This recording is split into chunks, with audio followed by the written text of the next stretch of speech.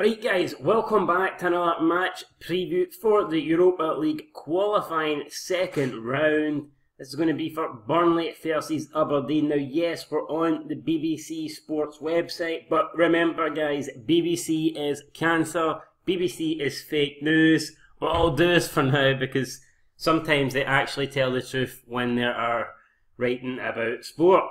So anyway, as we go into tonight, there is some good news, and that good news is that Aberdeen are still in the tie. They had a really good result in the first leg, a 1-1 draw at Pittodrie. Truth be told, you could argue they deserved to win it. A 1-0 win would not have flattered Aberdeen, and I think it would have been a well-deserved win. But at the same time, I think on Burnley's second half performance, I don't think you can say Burnley didn't deserve anything out of the game either, so a draw was probably fair. But at the same time, Aberdeen had managed to hold on. It wouldn't have been unfair, if you know what I mean. It could have went either way. I think a Burnley win would have been very harsh on Aberdeen because they did play really well. But it was 1-1, and it means now that Aberdeen have to score here in 90 minutes. So, will they do that? I don't know. I was actually looking at records for previous Scottish teams against Burnley, and it is not good. I don't know if we can see them here. Match stats. Burnley have won all 4 of their previous meetings with Scottish opponents at Turf Moor by an aggregate score of 16-1. Although this is their first match since September 1978 against Celtic in the Anglo-Scottish Cup. What the fuck, man? We've got a bunch of comments that have just popped up here. Oh, Jesus Christ, getting bombarded with comments. Oh, Christ, and likes. Oh my God. Right, I almost got rid of that problem. Popped up in my face like a big virus or something. Right, I wish a big set of tits would pop up my face, but it's not happening yet. Right, anyway, as I was saying, Burnley, last 4 meetings against Scottish clubs are 16-4-1 against. The good news is, there's 1 against. If Aberdeen get that 1 tonight, they can go through, you know what I mean? But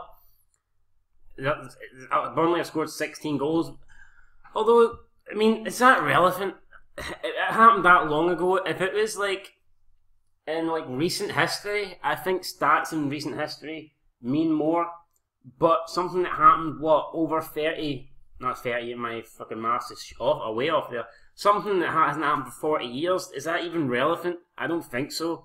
So, not too worried about that. Since losing 8 of their first 10 matches against English sides in all competitions, drawn 2, Aberdeen are unbeaten in each of the past 3 1-1, 2 draws, including the 1-1 with Burnley in the first leg. So you got a bit more positive news. But then again, it's past results. It doesn't mean anything. It's not like the same season in the league where if you lose to a team and then you're playing them again or something, like, you know, a month down the line, it's the same squad, same players. I mean, the last time Aberdeen played an English team in a competitive game, I can't remember who it was, but fuck, you know, I mean, probably ages ago, and probably nobody for this squad. You're lucky if anybody for the club was still there at the time, so, I mean, really, does it mean anything? Sean Dyche has never lost a managerial meeting with Derek McInnes in 3 previous matches, winning 1 and drawing 2 of those games. It's not a terrible record. I know Derek McInnes hasn't won in 3, but he's only lost 1 in 3 as well, so, I mean, it's not the worst record. Does that mean anything? Well, it kind of meant something when Arsene Wenger couldn't beat Jose Mourinho, but in the end, they got the job done. Hopefully, Derek McInnes gets the job done tonight. The Dons have lost 4 of their past 6 away Europa League qualifying matches, but progressed from their so they progressed from 3 of their 4 qualifiers away from home, in which the first leg has been drawn. So there you go. So another positive stat there for Aberdeen. Each of the past 4 European matches between the Scottish and English side have finished level, including the 1-1 draw. So there you go. The last 4 games between Scottish and English teams have finished in draws. Now, can you name who they were? It was obviously Aberdeen, Burnley. I'm going to go with the 2 draws with Man City and Celtic. And last but not least, I think Hearts drew with Tottenham. I could be smoking shit, but I'm pretty sure we drew with or was it Liverpool? Don't know. We drew back in like 2011 or something. We drew I think it was I'll go with Tottenham. If not Tottenham, it was Liverpool. I think that was the 4th game that statistic is talking about. The last Scottish side to win at an English team in European competition was Celtic against Liverpool in the 2003 UEFA Cup quarter-final. Since then, Scottish clubs have lost 4 and drawn 4. I mean, that's not bad, is it? I mean, everyone's talking about how much more, how much superior the English league is, and it's in like, literally, it's in a different league from the Scottish league. You know what I mean? But I don't think that's bad to get 4 draws. Definitely considering, it's the best English teams against the best Scottish teams, and the gap is tremendous. You know what I mean? So it is what it is. Obviously, you'd expect the likes of Liverpool, Man United, Man City. You'd expect them to beat anybody from Scotland. You know what I mean? Whether it be Celtic or whatever, you would expect that. So I don't think the last 8 away games, I don't think 4 draws is that bad.